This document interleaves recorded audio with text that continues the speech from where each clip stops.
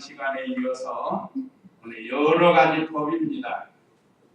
원래 우리 강의서에는 처리법이라고 되어 있는데 여러 가지 어떤 문제를 처리하는 그런 법이다 이 말이죠. 그래서 지난 시간에 1절에서 9절은 모르는 피살체에 처리하는 법, 아무도 모르는 시체를 처리하는 법에 대해서 1절에서 9절을 통해서 말씀을 배웠고, 그 다음에 10절로 14절에서는 포로된 여자를 아내로 삼는 데 대한 그 법에 대해서 배웠습니다. 자, 오늘 장자를 삼는 법에 대해서 오늘 15절로 17절에 기록이 되어 있습니다. 장자를 삼는 법. 15절 읽어보세요. 어떤 사람에게 두 아내가 있었는데 하나는 사랑을 받았고 하나는 미움을 받다가 사랑받는 아내와 미움받는 아내가 다같이 그의 아들을 낳았다 하자 이때 미움받는 아내의 아들이 받아들이면 남편이 자기 재산을 자기 아들들에게 유업으로 나누어 주는 날에 미움받는 아내의 아들을 질투놓고 사랑받는 아내에게서 난 아들을 맏아들로 삼을 수 없으며 미움받는 아내의 아들을 반드시 맏아들로 인정하고 자기의 모든 재산에서 두 배의 몫을 그에게 주어라 한다. 그 아들은 기력의 시작이므로 맏아들의 권리가 그에게 있다. 예, 장자 삼는 법에 대해서 하나님께서 모세를 통해서 이스라엘 백성에게 주신 말씀입니다. 지금 읽은 내용의 말씀대로 어떤 사람이 두 아내가, 이거 가정법입니다. 어떤 사람이 두 아내가 있는데 하나는 사랑하고 하나는 미워한다. 우리가 아는 야곱이 라헬을 더 사랑했죠? 라헬을 더 사랑했는데 그 삼촌 라반이 장녀인 레아를 그에게 보내줬단 말이에요. 그 이스라엘은 밤에 아마 얼굴을 가리고 결혼식을 하는 그런 풍습이 있었던 거예요. 아마 결혼식 때 알았으면 야곱이 거기서 아마 결혼 취소하고 할 텐데 밤이니까. 그래서 그 이튿날 보니까 자기가 사랑한 아내 라헬이 아니고 레아였다. 그 참 라헬을 사랑해가지고 그 사랑이 7년을 수일같이 여기면서 삼촌 집에서 일을 했어요. 그래서 라헬을 얻은 줄 알았더니 삼촌한테 속아가지고 레아가 돌았다. 그래서 다시 또 7년을 수고해서 이 라헬을 사랑하는 라헬을 얻게 됩니다. 자, 그러면 이제 오늘 본문에서는 그렇다고 하면 레아의 아들을 먼저 낳았단 말이에요. 레아의 아들을. 그런데 사랑하지 않는다. 근데 라헬은 나중에 또 아들을 낳았어요. 근데 그는 사랑한다. 그래서 내가 사랑하니까 사랑하는 아내 라헬의 아들을 장자로 삼아야겠다. 그거 하지 말라는 거예요. 지금 이 내용이. 오늘 15절에서 17절은 그겁니다. 좀 사랑은 안 해도 미워하는 그 레아의 장자를 맏아들로 삼아야 된다는 거예요. 이 원칙을 말해주는 거예요. 성경에 보면 장자에 대해서 이렇게 가끔 말씀을 하고 계십니다. 야곱이 장자를 취득하려고 그 형 에서를 속이지 않았어요. 그러니까 그 속인 것에 대한 속임을 당한 거예요. 삼촌 라반의 집에 가. 자그마치 얼마 동안이요? 7년, 합쳐서 14년. 그래가지고 또 이 재물을 얻기 위해서 또 6년인가 했죠? 그래서 20년 동안 라반의 집에 가서 고생 부모 떨어져. 그런데 이 야곱이 장자의 명분을 사모했습니다. 근데 그 방법이 잘못돼가지고 그 잘못된 방법 때문에 20년 동안 고생을 한 거예요. 이미 복중에서부터 하나님이 야곱에게 복을 주셨어요. 이미.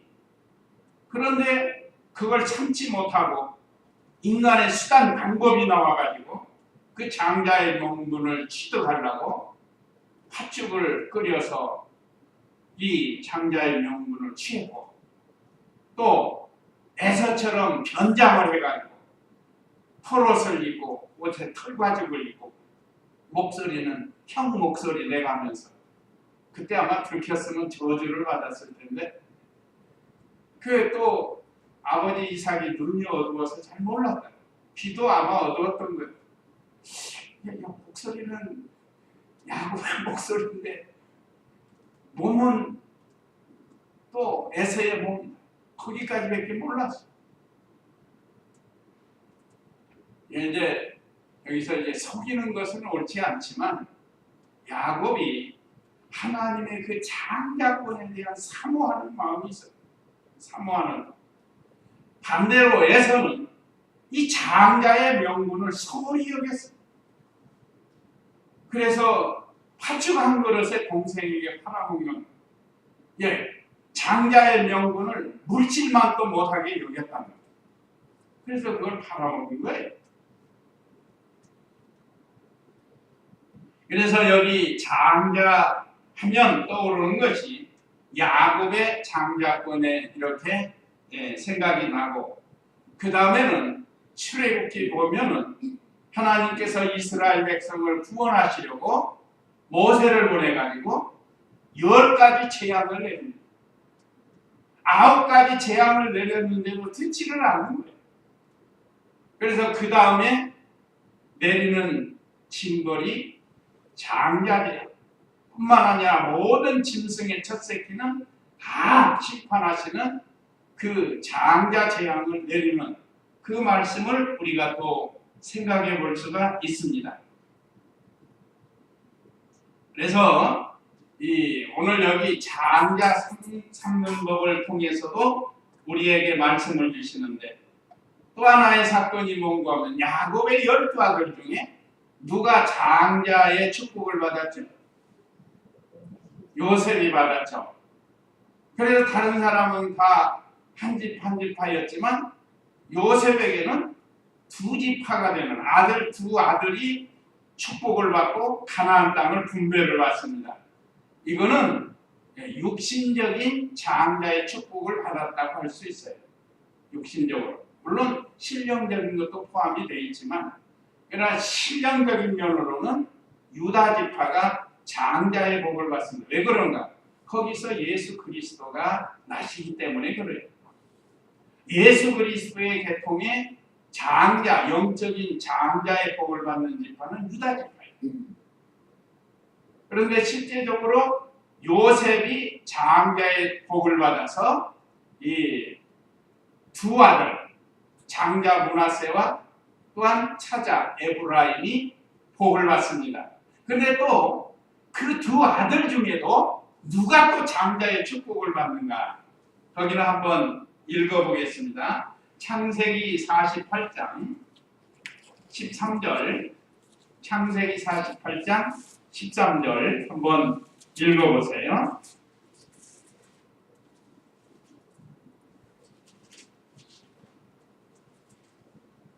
요셉은 그들 둘을 오른손으로 에브라임을 잡아 이스라엘의 왼손을 향하게 하고, 왼손으로 므낫세를 잡아 이스라엘의 오른손을 향하게 하여 그에게 가까이 나아갔는데, 이스라엘은 오른손을 펴서 차남인 에브라임의 머리를 얻고 그의 왼손을 펴서 므낫세의 머리에 얹었다. 므낫세는 장자였지만 그가 손을 어긋나게 얹었다. 이 내용의 말씀을 보면 이제 야곱이 나이 많아서 요셉을 축복하려고 하는데, 요셉에게 장자의 축복을 하려고 두 손자를 데리고 오는 거예요. 요셉의 두 아들 야곱에게 있어서는 손자들. 그러니까 요셉이 오른손으로는 에브라임을, 왼손에는 므낫세를 잡고 들어가요. 그러니까 저 앞에 있는 아버지 야곱은 오른쪽이 므낫세예요. 이쪽 반대니까. 왼쪽이 에브라임이라 이렇게 들고 가서 이렇게 마주치니까 그렇게 되잖아요. 지금 이 말씀 내용이 그거예요.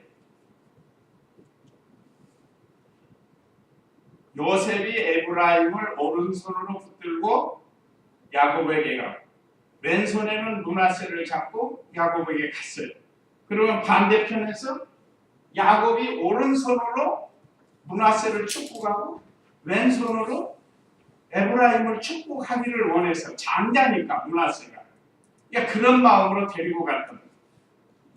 그런데 아버지가 축복을 하는데 갑자기 손을 이렇게 해버린다는 거예요. 이렇게 어긋 맡겼다고 그랬더니 어긋 맡겼어요. 그래가지고 오른손이 에브라임에게 가고 왼손이 므낫세로 갔단 말이에요. 그래서 그 축복한 내용이 오늘 창세기 48장 15절에 있어요. 한번 읽어보세요. 창세기 15장 48장 15절 이어서 한번 읽어보세요. 그가 요셉을 축복하여 말하였다. 내 조부 아브라함과 아버지 이삭이 섬겼던 하나님, 오늘날까지 내 일생 동안 나를 가르치는 하나님, 모든 환난에서 나를 건지신 그 사자께서 이 아이들에게 복을 주시며 그들도 내 이름과 내 조상 아브라함과 이삭의 이름으로 불려 이 땅 가운데서 번성하게 하시기를 원합니다. 예. 아니 분명히 요셉은 장자에게 오른손을 얹고 해줄 줄 알았는데 아버지가 갑자기 이렇게 하고 축복을 했단 말이에요. 축복 내용이 그가 요셉을 축복하여 말하였다. 요셉을 축복한 거예요. 그러니까 장자의 축복을 받은 겁니다. 두 몫을 받은 거예요. 두 몫. 내 조부 아브라함과 아버지 이삭이 섬겼던 하나님, 오늘날까지 내 일생 동안 나를 기르신 하나님, 하나님께서 일생 길러주셨다는 야곱. 오늘 우리들도 하나님이 우리의 일생을 하나님이 길러주신 것, 지금까지 지내온 것 주의 크신 은혜다. 그렇습니다. 우리가 뭐 50년을 살던 60년을 살던 뭐 70년을 살던 간에 그 일생을 하나님께서 길러주신 거예요. 16절에 모든 환난에서 나를 건지신 그 사자께서 이 아이들에게도 복 주시며, 사자는 하나님의 심부름 천사를 가리키기도 합니다. 그들도 내 이름과 내 조상 아브라함의 이삭의 이름으로 불리어 이 땅에서 번성하시기를 원합니다 하고 17절 또 읽어보세요. 요셉의 아버지가 오른손을 에브라임과 머리에 얹는 것을 보고 마음에 들지 않아서 아버지의 손을 들어 에브라임의 머리에서 므낫세의 머리로 옮기려고 하여 아버지에게 말하기를, 아버지 이렇게 하지 마십시오. 이 아들이 장자이니 아버지의 오른손을 그의 머리를 얹으십시오 라고 하였다. 그러나 그의 아버지는 거절하여 말하기를, 내가 안다. 내 아들아 내가 안다. 그도 한 백성이 되고 그도 크게 될 것이나 그의 동생이 그보다 큰 자가 되고 그의 후손이 많은 민족들이 될 것이다 하고. 야곱이 안다는 거야? 모른다는 거예요? 알고 그렇게 한 건데 이거는 성령의 감동으로 하나님의 지시에 따라서 한 거예요. 어떤 인간의 습관이나 인전으로 한 게 아니라 이 말이에요. 요셉이 지켜보니까 이거 거꾸로 오고 있단 말이에요. 그러니까 손을 가졌다가 이렇게 다시 옮기려고 하니까 나도 안다. 야곱이 안다 이 말이에요. 이거는 하나님이 시키는 일을 자기가 어떻게 할 수가 없는 거예요. 하나님이 감동으로 하나님께서 시키고 있는데 그대로 해야 돼. 인본주의 방법으로 인간의 어떤 습관과 제도로 하는 게 아니라. 그래서 이 야곱이 알면서도 하나님의 뜻을 순종해서 이렇게 어긋맞겨서 축복한 것을 통해서 장자의 복을 주신 겁니다.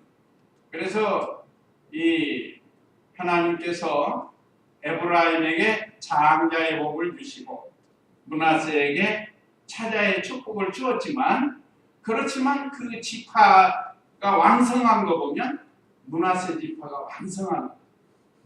그래서 요단 동편과 요단 서편을 차지하잖아요. 므낫세 지파가 굉장히 많아요. 그렇지만 신령 면으로 보면은 에브라임 지파가 더 신령한 면으로 복을 받게 된 겁니다. 그래서 장자 삼론복을 통해서 성경에서 장자를 통해서 우리에게 주시는 교훈이에요.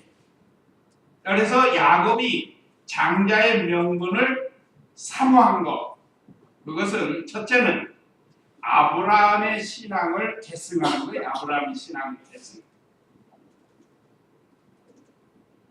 이삭을 통해서 할아버지 야곱을 통해서 하나님이 약속하신 이 신앙의 계승을 하는 것을 가르치는 것. 또 하나님께서 그들에게 주신 복이 있어요. 하나님께서 아브라함을 부르시고 그 복을 주셨는데 어떤 복을 주셨는가? 창세기 12장 2절 한번 읽어보세요. 하나님께서 아브라함에게 어떤 복을 주셨는가? 창세기 12장 2절 말씀 1절부터 읽어. 1절부터 여호와께서 아브라함에게 말씀하셨다. 너는 내 땅, 내 친족, 내 아버지의 집에서 떠나 내가 내게 보여줄 땅으로 가거라. 내가 너를 큰 민족이 되게 하고 내게 복을 주어 내 이름을 크게 할 것이니 내가 복이 될 것이다. 너를 축복하는 자에게 내가 복을 주고 너를 저주하는 자에게 내가 저주하겠다. 땅의 모든 족속이 너로 말미암아 복을 받을 것이다. 네, 하나님께서 아브라함을 불러서 너는 본토 친척 아비 집을 떠나 내가 내게 지시하는 땅으로 가라는 명령을 내려주셨고, 만약에 네가 그렇게 순종하면 내가 너를 큰 민족이 되게 하고 내게 복을 주어서 내 이름을 크게 할 것이니 네가 복이 될 것이다. 아브라함에게 이렇게 복을 주실 것을 약속했습니다. 뿐만 아니라 너를 축복하는 자에게 내가 복을 주고 너를 저주하는 자에게 내가 저주하겠다. 땅의 모든 족속이 너로 말미암아 복을 받을 것이다. 여기는 장차 그리스도를 예표한 겁니다. 아브라함으로 후손으로 오실 그리스도를 예표하면서 한 말씀이에요. 예언의 말씀. 자, 이 신앙의 계승을 하게 된다는 거예요. 그러니까 얼마나 큰 복이에요. 이 장자의 복이. 그러니까 야곱은 이 복을 사모해서 장자권을 획득한 거지만 에서는 그걸 소홀히 여겼다는 거예요. 오늘 저와 우리 성도님들도 세상의 어떤 복보다 신령한 복이 더 큰 것을 알아야 된다. 하나님이 아브라함에게 약속해 주셨던 그 복, 영적인 신령한 복, 그 복을 우리에게도 주신다는 거예요. 사모하는 자예요. 그래서 영적으로는 신앙이 좋은 사람이 장자가 되는 거예요. 신앙이 좋은 사람. 예수님 오래 믿었어도 신앙이 안 좋은 사람 있잖아요. 그건 장자권 획득을 할 수가 없어요. 에서처럼 소홀히 여기는 거예요. 그래서 저와 우리 성도님들은 늘 장자의 복을 받도록 우리가 사모하는 그런 성도가 되어야 되겠습니다. 이건 신령한 복과 내세의 복을 사모하는 것이 되는 겁니다. 그래서 오늘 본문 이제 17절에 보면 17절을 다시 봅니다. 미움받는 아내의 아들을 반드시 마달로 인정하고 자기의 모든 재산에서 2배의 몫을 그에게 주어야 한다. 그 아들의 기력의 시작이므로 맏아들의 권리가 그에게 있다. 그래서 이 장자는 또한 그 장자에 대한 책임과 임무가 있는, 그냥 괜히 장자 축복만 받는다고 되는 게 아니고 거기에 대한 사명, 책임, 임무 이런 것들이 따른다는 것을 가르쳐 주기도 합니다. 그래서 우리도 참 이 장자의 권리를 받은 줄을 알고 이 책임과 의무를 다하는 그런 우리가 되어야 되겠습니다. 자, 그 다음에 이제 오늘 본문 18절 읽어보세요. 18절. 어떤 사람에게 고집이 세고 방황하는 아들이 있어 아버지의 말과 어머니의 말에 순종하지 않고 그를 꾸짖어도 그들에게 척종하지 않으면 그 부모는 그 아들을 붙잡아 그 성읍의 장로들이 있는 성문으로 데리고 가서 그 성읍의 장로들에게 우리의 이 자식은 고집이 세고 가난적이어서 우리의 말을 듣지 않고 음식을 탐하며 술만 마십니다라고 말하면 그 성읍의 모든 사람이 그를 돌로 쳐 죽여야 됩니다. 왜냐하면 너는 내 가운데서 그 악을 없애버려라. 온 이스라엘이 듣고 두려워할 것이다. 예. 오늘 18절로 21절은 부모를 거역하는 아들에 대한 처리법이에요. 어떻게 처벌을 해야 되는가? 그걸 말씀을 하신 겁니다. 18절 다시 보면 어떤 사람에게 고집이 세고 반항하는 아들이 있어 아버지의 말과 어머니의 말에 순종하지 않고 그를 꾸짖어도 그들에게 청종하지 않으면, 참 요즘 말하면 얼마나 속성 있는 자녀인지 몰라요. 요즘 이런 자녀들이 더러 나오죠. 부모를 순종 안 해요. 어렸을 때는 말도 잘 듣고 교회도 잘 다니는 애들이 좀 크면 말 안 들어요. 여기 오늘 말씀은 고집대로 한단다.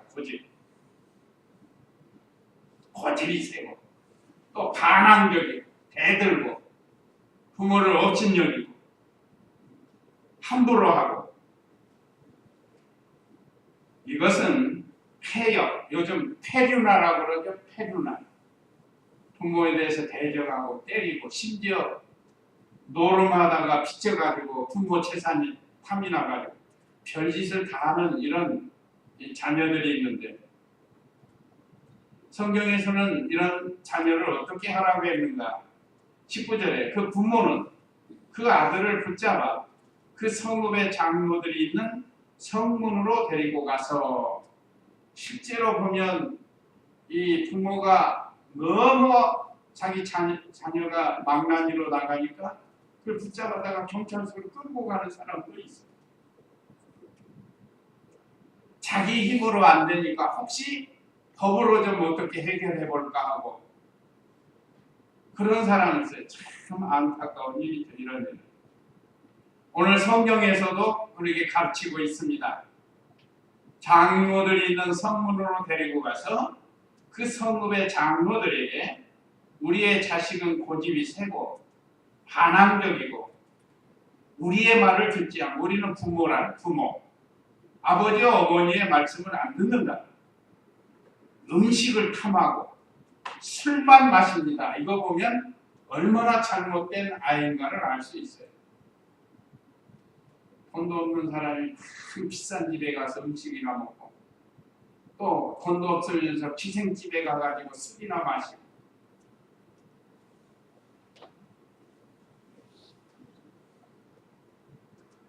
참 이런 자녀들이 우리에게는 있어서는 안 되겠다 하는 생각이 들죠. 얼마나 이 부모가 마음이 아팠겠어요.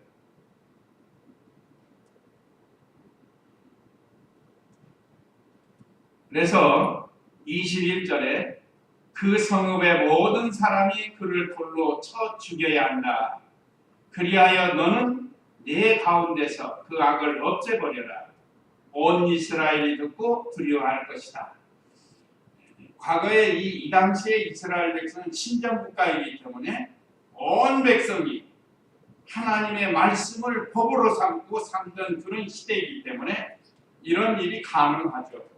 근데 지금은 많이 개혁이 돼서 이렇지는 않지만 우리 성도 각자가 이런 말씀의 믿음을 가지고 살아야, 부모를 거역하고 반항하고 하는 이 일은 말하자면 죽을 만한 죄인 것을 우리가 알아야 되는 겁니다. 또 이 일을 처리해야 다른 사람들이 경계를 하고 경고로 받아들인다는 겁니다. 그러면 왜 하나님께서 이렇게 하라고 했는가? 부모를 거역하는 모든 자에게 경계를 삼아가지고 부모를 공경하게 하려는 거죠. 그래서 우리가 잘 아는 출애굽기 20장은 10계명장인데 1계명에서 4계명은 하나님께 대한 계명이라고 하고, 그 다음에 5계명에서 10계명은 우리 사람들 일륜지 계명이라고 하는데, 그 첫 계명이 부모를 공경하라고 우리에게 가르쳐주고 있습니다. 그 계명을 신약에서 바울을 통해서 우리에게 주신 말씀이 에베소서 6장 1절에서 3절 한번 읽어보세요. 이 계명을 인용해서 신약 시대에는 어떻게 부모를 공경해야 되는가? 에베소서 6장 1절 말씀. 자녀들아, 주님 안에서 너희의 부모에게 순종하여라. 이것이 옳은 일이다. 내 아버지와 어머니를 공경하여라. 이것은 약속 있는 첫 계명이니 네가 잘 되고 땅에서 장수하게 하려는 것이다. 예. 자, 하나님께서 바울을 통해서 또 우리들에게 주신 이 말씀, 자녀들아, 주님 안에서 너희의 부모에게 순종하여라. 주님 안에서라고 했습니다. 우리가 어떤 부모를 순종할 때 하나님 말씀에 어긋나는 건 순종하면 안 돼요. 예를 들면 주일날 어디 가라 한다든지, 그러면 우리가 부모 말씀은 순종을 하려면 이건 주 안에서 어긋난다. 그럴 때는 잘 말씀을 드려서 다른 날 하겠습니다 라고 말씀을 드리고 해야 된다. 이것이 주 안에서 하는 거예요. 주 안에서라는 건 말씀 안에서 하는 것을 가리킵니다. 그러니까 우리도 우리의 자녀들에게 언제나 말씀 안에서 교훈하고 바로 인도해야 된다. 이것이 옳으니라. 2절에 내 아버지와 어머니를 공경하여라. 이건 이제 아까 출애굽기 20장에 있는 말씀, 2장 5절 이하에 있나요? 거기 있죠? 12절 이하에. 12절 이하에 있는 말씀인데, 그래서 내 아버지와 어머니를 공경하여라. 이것이 약속 있는 첫 계명이니 어떤 약속인가? 네가 잘되고 땅에서 장수하게 하려는 것이다. 그래서 부모를 잘 공경하면 주 안에서 순종하고, 공경은 조건 없는 거라고 했습니다. 그렇게 잘하면 땅에서 잘되고 장수하게 된다. 먼 일을 하면 잘되고 오래 간다. 장수라는 건 오래 가는 것을 가르치기도 합니다. 이것이 신약 시대에 우리에게 주는 교훈이고, 또 내 부모만 공경하는 게 아니고 부모급에 있는 어른들을 공경하는 것이에요. 이것을 우리 신학교 다닐 때 정준채 목사님 생각이 나요. 그분이 가르치는 그거예요. 이 출애굽기 강해를 하시면서 가르치시면서 그러더라고요. 이 하선이다. 내 부모를 공경하라. 그것은 하에서부터 시작이 되는 거예요. 그러면 위로 올라가면서 부모급에 해당되는 어른들도 부모와 같이 공경해야 된다 라고 이렇게 가르쳐 주셨어요. 뭐 우리하고는 안 맞지만 그 공자도 그랬죠. 공자, 맹자가 분사부 일체.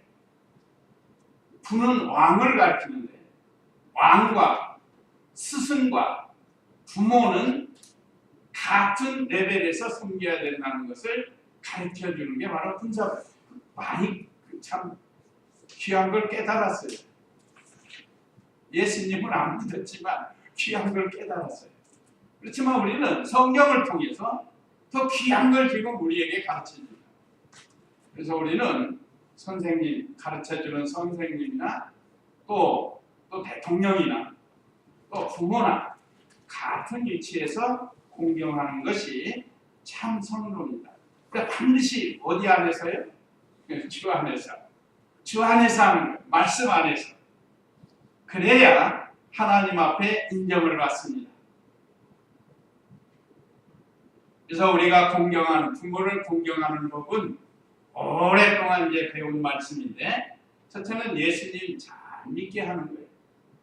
예수님 믿지 않는 부모이면 예수님을 믿게 하는 것과, 또 예수님을 믿고 계시면 믿도록 해드리는 게 이게 첫 번째 부모 공경하는 법이고, 둘째는 마음을 편안하게 해드리는 마음을 늘 편안히 해드리고, 그 마음을 편안하게 해드린 다음에는 이제 용돈도 드리고, 옛날에는 이게 옷도 그렇고 이불도 약하니까 옛날에, 지금은 뭐 넘쳐나요. 뭐 집집마다 옷도 넘치나고 이불도 넘쳐나요. 옛날에는 따뜻하게 해드리는 거라고 했습니다. 지금은 이제 음식을 잘 대접하는 그 일을 하는 것이 부모를 공경하는 것. 최우선이 바로 예수님 믿지 않으면 예수님 믿게 하는 일이고, 예수님을 믿고 계시면 더 잘 믿을 수 있도록 해드리는 것.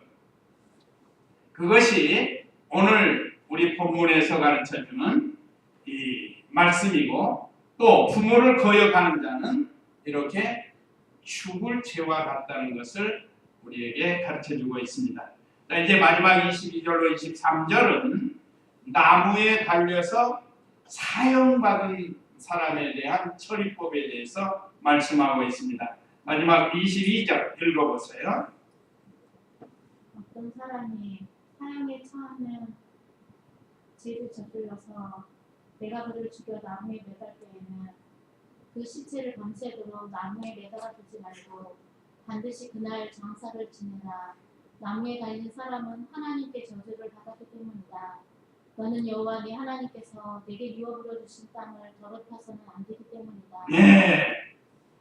자, 나무에 달려서 사형받은 사람의 처리법에 대해서 오늘 여기 22절에 보면 어떤 사람이 죽을 죄를 저질러서 네가 그를 죽여 나무에 매달 때에는, 하나님께서 모세에게 어떤 사람을 죽이라고 그랬죠? 돌로 쳐 죽이기도 하고 나무에 매달아서 죽이기도 하는 거예요. 이거 다 같이 대부분 공개처형입니다. 공개처형. 그 목적은 뭔가 하면 다른 사람으로 하여금 이런 죄를 지면 이와 같이 죽는다 하는 것을 가르쳐주기도 하는데, 여기는 저주받아서 죽었기 때문에 더럽혀졌다는 거예요. 이 사람이 얼마나 비참한 거예요. 나무에 매달려서 죽으니까 그만큼 큰 죄를 했어요. 하나님께서 주신 땅에 저주를 받은 그 흔적이 오래가지 않도록 하라는 거예요. 그래서 밤새도록 나무에 매달아 두지 말고 반드시 그날 장사를 지내라는 거예요. 나무에 달린 사람은 하나님께 저주를 받았기 때문이다. 너는 여호와 네 하나님께서 내게 유업으로 주신 땅을 더럽혀서는 안 되기 때문이다. 이런 이유로 저주를 받아서 죽은 사람의 시체는 그날로 바로 장사를 하고 그 이튿날까지 매달아 두지 말라는 거예요. 여기서 이것은 장차 예수 그리스도께서 우리를 대신해서 그 시대의 최고의 형벌인 십자가, 저주의 형벌을 우리 주님이 받으실 것을 예언한 말씀이기도 합니다. 제 말이 아니고 갈라디아 3장 신약 성경에서 또 바울을 통해서 주신 말씀, 갈라디아 3장 13절 한번 읽어보세요.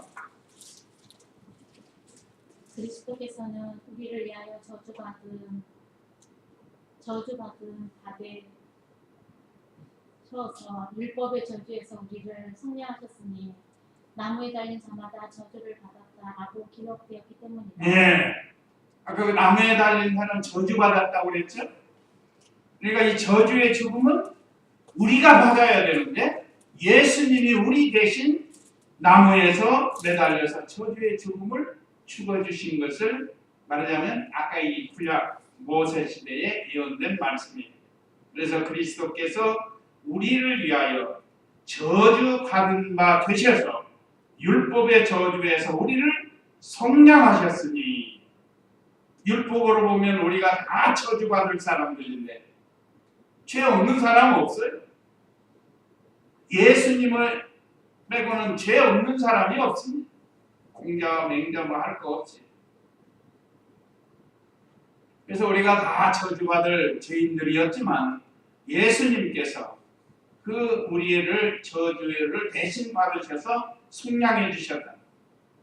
그러니까 왜 예수님이 십자가에 매달려 죽으셨는가? 아까 여기 신명기에 예언된 말씀이다. 나무에 달린 자마다 저주를 받았다라고 기록되었기 때문이다. 오늘 여기 신명기 21장 23절 그 각주에 이렇게 작은 글씨로 나와 있죠. 그래서 이 죄의 결과는 당일에 처리하라는 그런 교훈도 우리에게 줍니다. 어떤 죄를 지었으면 그날에 해결을 해야지. 그걸 오래 두지 말라는 거예요. 만약에 오래 두면 그 죄가 자라나요. 우리가 잘 아는 야고보 1장 15절 말씀이 욕심이 잉태한 즉 죄를 낳고 죄가 장성한 즉 자라난다는 거예요. 장성한 즉 사망을 낳는다. 그러니까 어떤 죄가 들어오면 그날 해결하라는 거예요. 그걸 오래 두면 그 죄가 자꾸 자라나가지고 우리 속의 부패성에 붙어가지고 그 죄가 자기를 괴롭히는 게 결국. 그래서 해치기 전에 일을 처리하라 했습니다. 제가 잘 아는 그 에베소 4장 26, 27절에 분을 내어도 죄를 짓지 말고 해가 지도록 분을 품지 말고. 분이라는 건 죄거든요. 그거 하루 해가 지나도록 품지 말라는 거예요. 그 다음 날이면 싹 없어져야 된다. 그런데 어떤 사람들은 죄를 가지고 있으면 꽁 해가지고 뭐 2달, 3달도 좋고 부부간에도 그러고 심지어 성도간에도 그러고 그런 거 하면은 안 돼요. 하나님 말씀이 어긋나는 거예요. 자, 이런 말씀을 우리에게 주어서 우리로 하여금 얼마나 행복한 삶을 살게 하는지 몰라요. 이것이 우리 마음속에 자리 잡고 있으면요 자꾸 자라난다고 그랬잖아요. 제 말이 아니고 성경 말씀이에요. 자꾸 자라나서 결국은 나를 찔러요. 나를. 자기를 찔른다. 근데 이걸 하나님 앞에 다 털어놓고 회개하고 또 다른 사람이 어떤 원한이 있으면 용서해주고 그러면 그때부터 우리 심령에 무엇이 이루어져요? 천국이 이루어지는 거예요. 천국. 그래서 항상 기쁘고 즐겁게 살 수 있습니다. 그래서 오늘 우리에게 주신 이 말씀 3가지인데 장자 삼는 법, 부모를 거역하는 자에 대한 처벌, 나무에 달려 사형받은 자의 처리법을 통해서도 이와 같이 우리에게 귀한 말씀 주셨습니다. 이 말씀 기억하시고 우리 잠시 기도하시겠습니다.